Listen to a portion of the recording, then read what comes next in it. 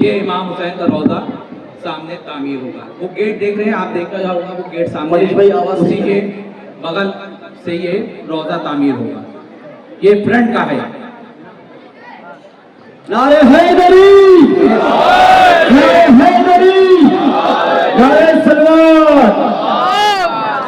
یہ روڈ سے جو ہے اس کا سامنے کی روڈ سے فرنٹ ہے روضے کا. یہ اندر کا جو صحن ہے وہ ہے.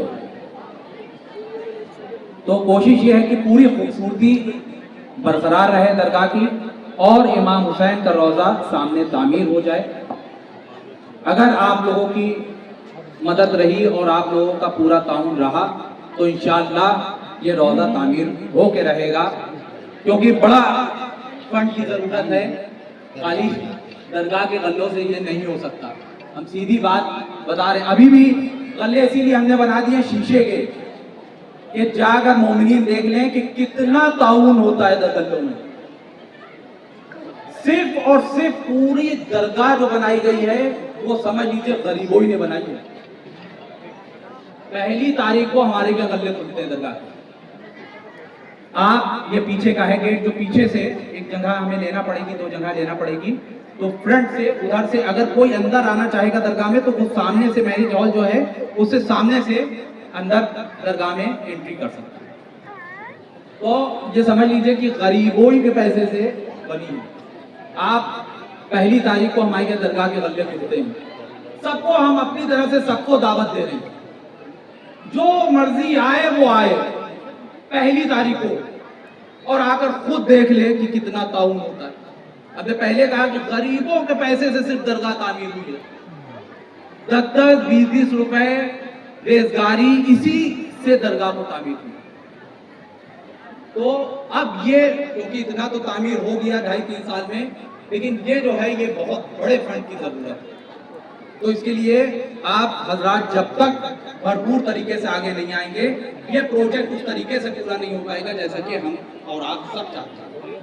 اور یہ روضہ مومنین ہی کی التجا پر, انہی کی گزارش پر بنایا جا رہا ہے کہ انہوں نے جب یہاں کا نقشہ اور ساری چیزیں دیکھی تو ان کا خود یہ کہنا تھا کہ اگر امام حسین کا روضہ بن گیا تو بالکل ویسے ہی جیسے بین الحرمین میں ہوتا ہے ویسے ہی یہاں کا درگاہ کا پورا نقشہ ہو جائے گا.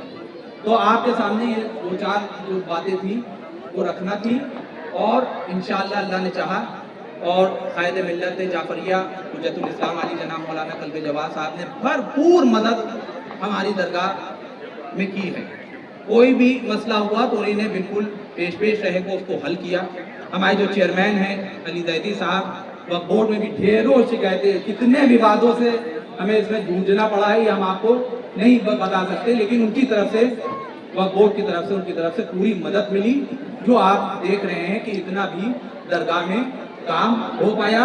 اور خاص طور پر مومنین نے اور انجمن حائم آدمی نے بھی ہماری بھرپور مدد کری اور ہر وقت وہ ہمارے ساتھ کھڑی رہی شانہ بہ شانہ, اور اس کا نتیجہ تھا جو اندر سے لے کر باہر تک یہ درگاہ کو آپ پوری طریقے سے دیکھ رہے ہیں.